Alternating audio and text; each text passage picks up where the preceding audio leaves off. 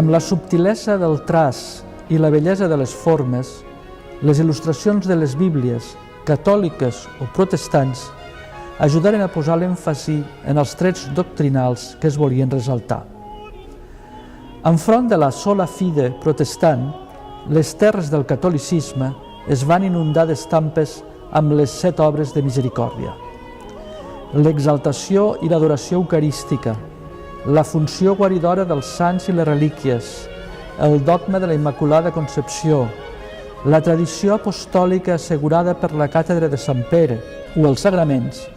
foren trets diferencials de la teologia i de la iconografia catòliques. També en l'arquitectura es poden observar divergències. Contra el barroc i el neoclassicisme implantats en les esglésies catòliques,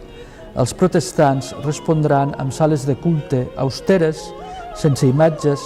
i amb predomini del púlpit des del que es proclama la paraula de Déu i el pastor adreça la seva prèdica.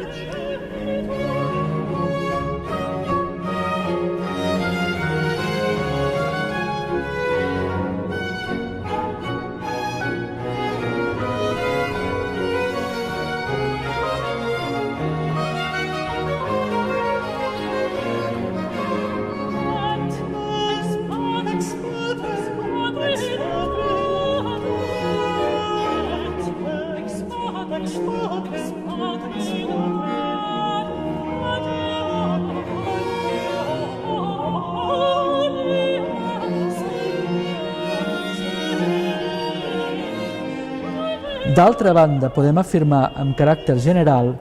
que els catòlics posaran més l'accent iconogràfic en els miracles que Jesús va obrar, mentre que els protestants el posaran en les paràboles amb què Jesús volia formar els seus deixebles i el poble que el seguia, enteses com a models de vida, tot i que gravadors tant catòlics com protestants van tractar ambdós temes.